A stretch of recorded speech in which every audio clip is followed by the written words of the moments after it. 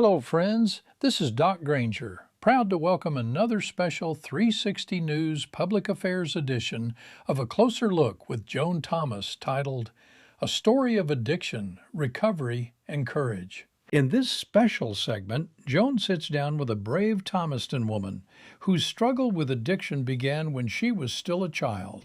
Her story is painful, honest, emotional, and deeply human. It is also a story of hard love, recovery, courage, and the people who refuse to give up on her.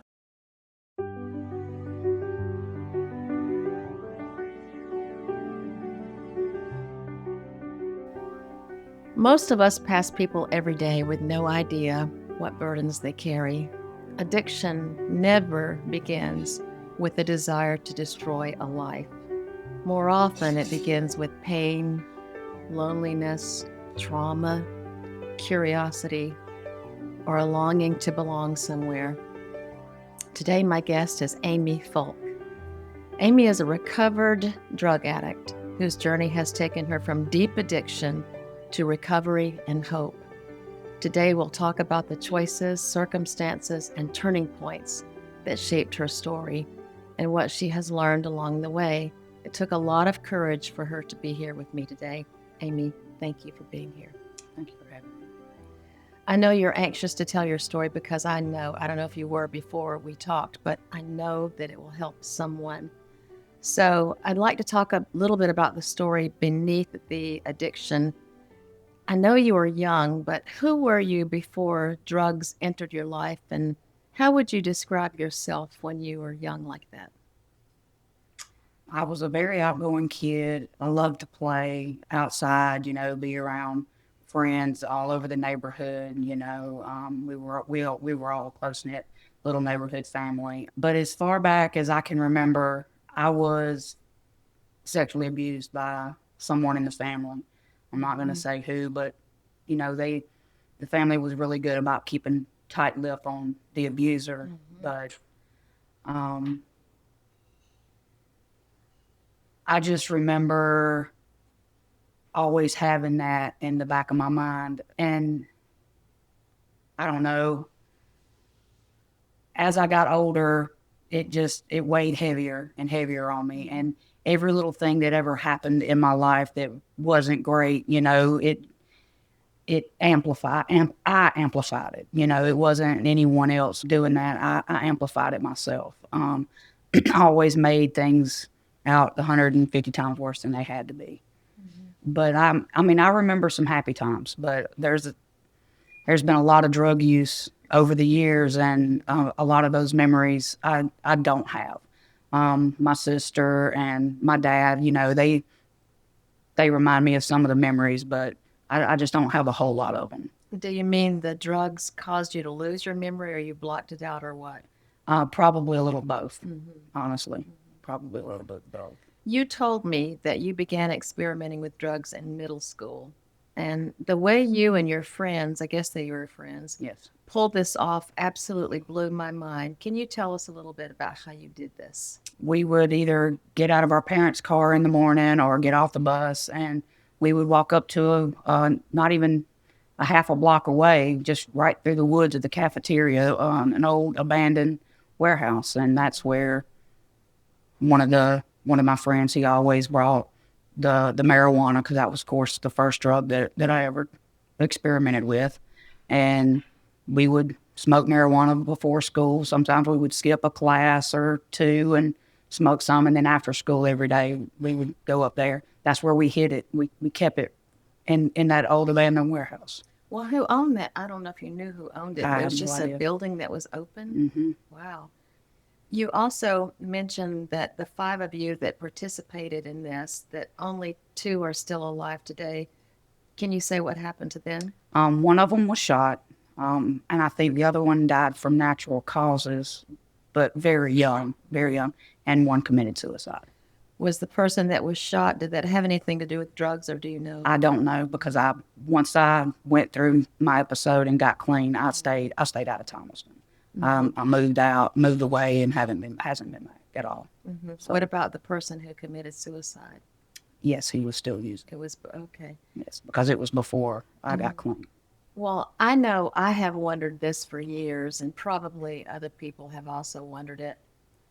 I always thought I would write a book when I discovered the answer to this, and I still don't know the answer. But why does someone make that first choice to use drugs in that moment? Like, what went through your mind at that moment, or had you planned it? I mean, I hadn't planned it. Honestly, the first time that I ever smoked marijuana, I was probably 7 or 8.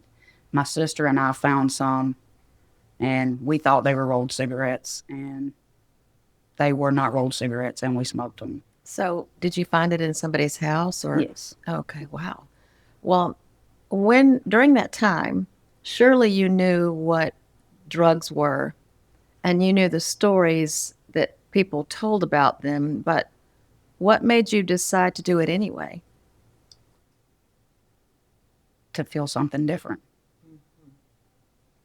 Do you think people are usually looking for pleasure with drugs, or are they looking for relief for something deeper? I can't answer for anybody else, but for me, it was an escape. It was an escape out of my own mind. And that's why I started using. So you didn't like what was in your own mind? Is that what you mean? I didn't like myself. Oh, I see. Well, how long did you use the drugs before you realized that it was no longer a choice and that you were actually controlled by the drugs? I mean, like, did you finally get to a point that you called yourself an addict? Well, I mean, eventually it took a long time for me to actually admit that I was an addict, but I don't think I ever really had a problem with marijuana. I mean, I don't think I was addicted to it. It was just, it was something to do. Some people call it the gateway drug. I mean, it is what it is, but I don't feel like I ever started having a problem with drugs until I was about 18, and I was introduced to other drugs, and crack cocaine, methamphetamines, stuff like that. That's when I really lost control. I lost control of my whole life. But to this day, even though I've been clean for so long, I'm still not recovered. I'll be in recovery for the rest of my life. There's no beating this. You have to fight it every day. Yeah, that was one of the things I was going to ask you, if you still feel like you're in recovery, or if it was a while back and you don't have to think about it anymore, or do you still think I mean, I still think about it. It's definitely not something that where I say and get up in the morning and say, oh, I'm going to use today. No, every morning when I get up, the first thing I tell myself is, I'm going to stay clean today. I don't wake up in the morning and have a desire to use. I wake up every morning and I tell myself, today's going to be a day where I don't use, because that's one thing they teach you in recovery is you have to live one day at a time, and you can only stay clean just for today. Just when you start, it's just a minute, just an hour, just a couple of hours a day, and you just have to wake up every morning and live for the day and tell yourself, just for today, I will not use. Do you still have to do that every day? Every morning. Goodness. Every morning. Do I have to? Probably not, but that's what they teach us to do in the program, to tell ourselves to live just one day at a time. Well, during that time, I suppose you thought you had no other outlet. Would there have been something that you would have done in the place of drugs if you could have done it as a young person? Honestly, I don't know. I don't. Hindsight's 20/20. I mean, I could say yes, sure, but I played softball, I played basketball, I was on the drill team, I played volleyball. I was a very active kid, even while I was using. Up until I started using the heavier drugs, and then just dropped out of school altogether. But I don't know if I would have focused my energy anywhere else, because I don't know, I felt like an outsider. Mm-hmm. Well, I was going to say that when I was young, I never that was a long time ago, but I never considered drugs, even though they were there, because music was my whole life. But you just answered my question. You had so much of a life and you still did it.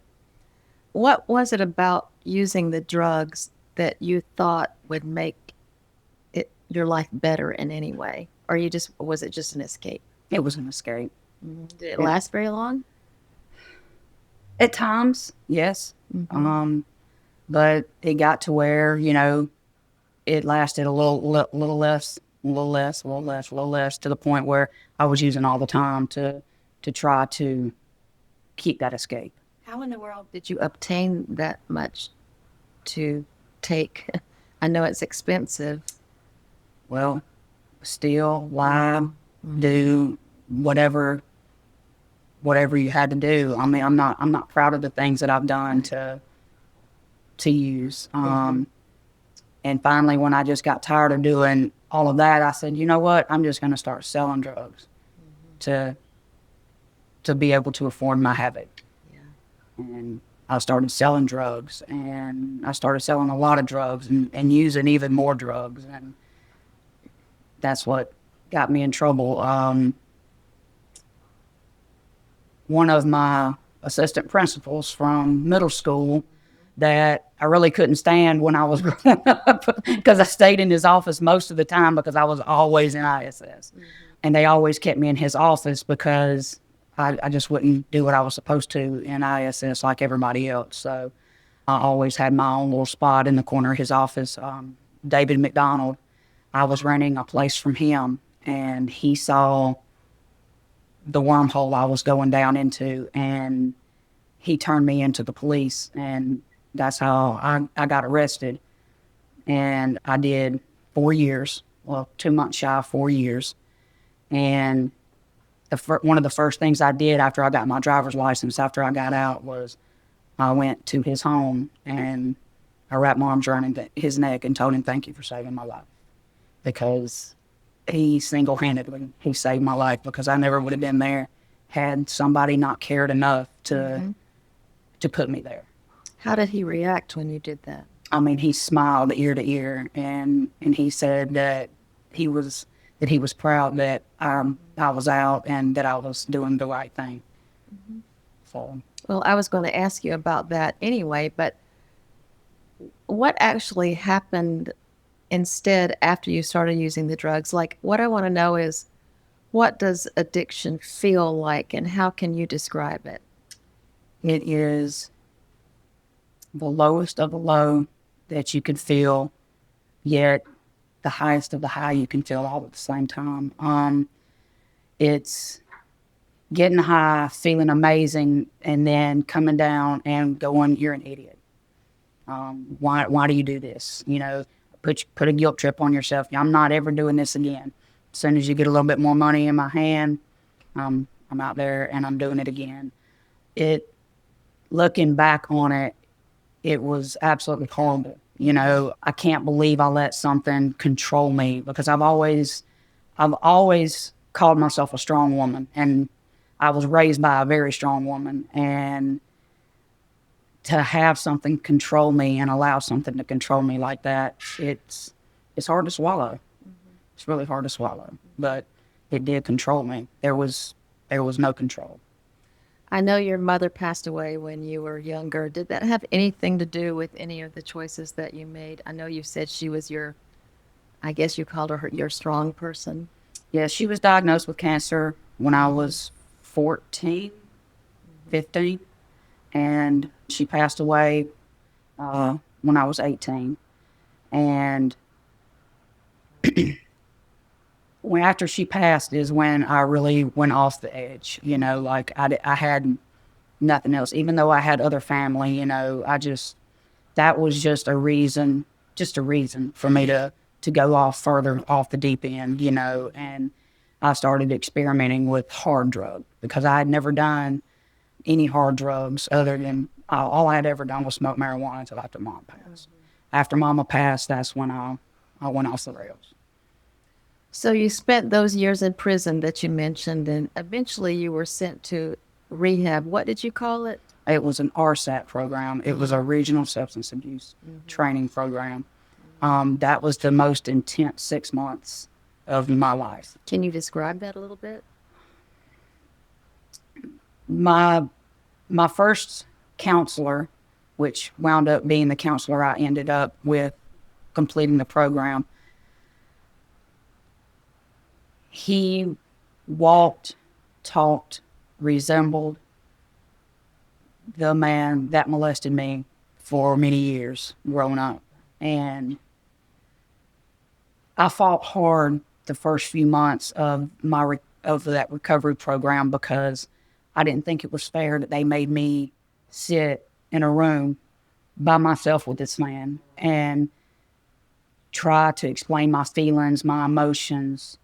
And no matter how much I griped and complained about it, you know, and tried to take it to I took it to the warden of the prison saying that I could not have this man as my counselor.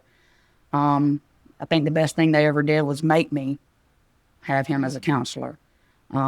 Because by the time that program was over, I was able to accept that it wasn't my fault that I was abused. It wasn't something that I did, you know. I mean, I was a child, you know. Granted, I didn't go tell on him, you know, or anything else. It still wasn't my fault. And that was one of the biggest accomplishments that I had in prison during that program, was finally cutting myself a break and not blaming myself for the abuse that I went through.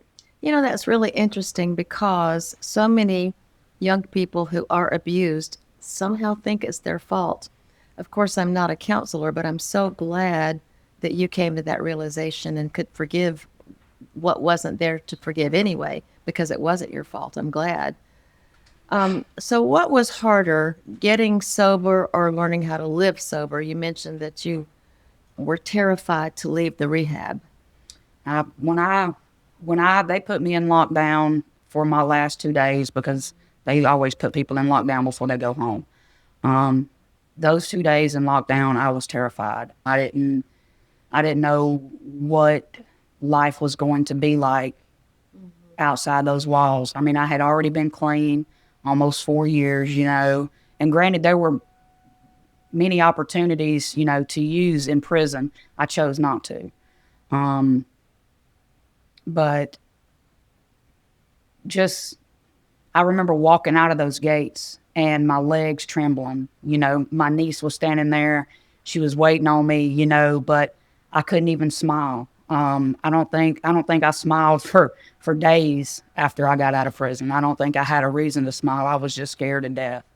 At one point, I even contemplated breaking the law just to go back, because I felt safe there. Everything was planned out for me. I didn't have to guesstimate what was going to happen. I knew what was going to happen every hour on the hour while I was locked up. And I guess I just had become institutionalized pretty much. But getting out and being in Thomaston again was very, very scary. So once you got out, was it easier than you thought or more difficult? Everything was very difficult. Nobody, not even Burger King, McDonald's, anybody would hire me. You know, trying to find a job was terrible. It took me about 4 months to find a job. But once I found a job, I got a job. 3 months later, I was out of Thomaston, and I haven't been back as far as living here, you know. I have no desire to live here. This is just kind of a visiting place. It probably brings back bad memories for you in a way. Well, I don't want, I'd like to think that I'm strong enough not to use, even if approached, but I don't want to even put myself in that position. Mm-hmm. And it's like every time I come here, if I go out into public, I run into somebody that, you know, I used to use with, and they're like, hey, and I'm like, bye. I just, you know, it's hard. It's hard to run into the same people that I was around and I was using with. It's really hard. I can understand that. Well, for people who have never struggled with addiction, what do they usually misunderstand about it? About addiction? That you can't just put it down and be done. It's not. A lot of people say, "Oh, you're choosing drugs over your children." It's it's not that easy. When people say this is a disease, it is a disease, and some people have the addicted gene and some people don't. Unfortunately, I'm definitely one that has the addicted gene. I mean, I got addicted to going to the gym, trying to use that as an outlet. It's not as easy. It's just putting something down. The only way I can explain it to people these days is put your phone down for 2 days and see what kind of state of mind you're in. Just put your cell phone down for 2 days. No social media, no television, no scrolling, no nothing. Just 2 days and see how hard it is. It's not as simple as a lot of people think it is. I admit that I think it would be very difficult for most people. What would you say to a young person that is first considering that pill or drug, if you could talk to them? There's more options. There's better ways to deal with anything that you're going through. How would you convince them of that, though? Can't. Maybe tell them your story, though, but you're right, you can't, so. Right. I was going to ask you, why do you think no one ever said that to you, or did they?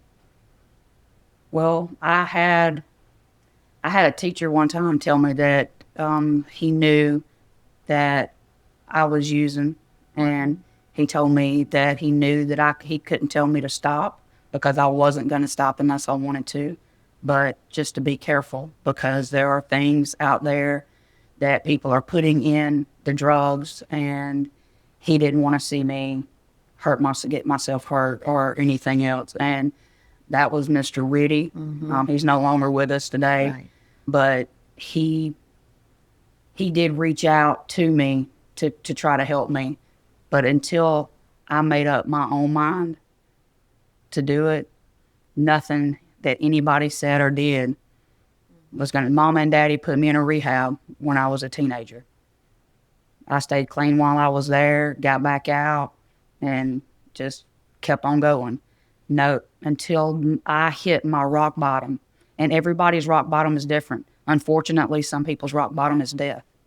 I'm very thankful that my rock bottom was going to prison, losing my family, because my family, they showed me tough love in prison. They didn't come see me. They didn't send me money. I was alone, in prison other than the other inmates. But once I started going through the rehab program, my sister came and saw me, and she went home and she told my dad that I was a completely different person, a person that she hasn't seen in a very long time. And then my dad came to visit me a few times before I got out of that RSAT program, and I really think that was a huge help for me, having the family backing me up. My dad told me, that I could parole out to his house, and, I never would have thought that because I really thought I had burned all my bridges with my family, but my main thing that I could tell somebody today is just try to find another way. Try to find another escape. Do you think that you hit your rock bottom in prison or before? Obviously, it was after prison, because I did relapse a few times after I got out of prison. Little short lapses, not full blown relapses. But the guilt from the last time that I used is what got me. And I said I never wanted to feel that guilt again. And I made up my mind that day. I said, I'm not doing it anymore. That was the first time that I ever told myself, you're not using anymore. And I haven't picked up since. And I have not felt the desire to pick up since. Well, you're very fortunate that you were able to do that. And I know it wasn't easy, but I still wanted to ask you several things. One, were you able to tell Mr. Whitty that you had come clean before he passed away? Yes, I was. I think it was in 2013, 2014. I was able to tell him saw him in the grocery store, and because I had no idea where he lived or anything else. But saw him in the grocery store with my sister, and I told him, "Thank you." How did he for looking at- react? He Big just gave me smile? a hug. Oh, good. He just gave me a hug, and it wasn't a long, drawn out conversation. It was just like just a quick little moment. I'm so happy to hear that. So many families feel so helpless when they watch someone they love struggle with addiction. What would you say to them to help them somehow, if you could? As long as they don't enable them, don't enable them. You can't help them if they don't want to be helped, but you can darn sure hurt them by helping them, by Yes. enabling them. Don't let them keep coming back. Don't let them keep stealing your stuff. Don't keep giving them money. You have to cut them off. And I know that it's painful because I've had to cut off a family member before, but it's necessary. So what do you say about tough love? I'm a fan of it, but what do you say about it? Tough love saved my life. Thank God. Tough love saved my life. Well, I, for one, am so happy that you were able to achieve this great accomplishment. Is there anything else that you feel is important to share about addiction and recovery before we end a little bit? When you started off the interview, you said that I was a recovered addict. Oh, uh-huh. I need to correct you. I'll Okay. never be recovered. I'll never be fully recovered. It's a daily thing. Well, It's thank you. It is a lifelong commitment. It's definitely not something that I can just wake up one morning and be, I'm cured. Yeah. It's not. It's definitely not that. But I would like to tell people out there that are thinking about picking up and using, cut yourself some slack. Give yourself a break. And if you're out there and you're using and you need help, there's help everywhere. All you have to do is open your eyes, open your ears, and we're here. There's addicts everywhere in recovery that are more than willing to help the people that are coming up that need help. Do you think that most people would rather talk to someone that would talk them out of it, or would they rather just go ahead and do the drugs and not worry about it? It depends on what state of mind they're in. It depends on if they're ready yet. Well, I will never again say recovered drug addict. Now that I think about it, I don't think I've ever heard anybody say it like that. If people remember only one thing from your story, what do you hope it is? If I can do it, anybody can. Well, Amy, honestly, what you've accomplished is remarkable. And I deeply admire your courage and perseverance and all that it took to get here to this place. And my hope is that your story will encourage people to make wise choices, seek help when they need it, never give up on themselves or others. Thank you for being here with us today. Thank you for the God bless invitation. you. You're welcome.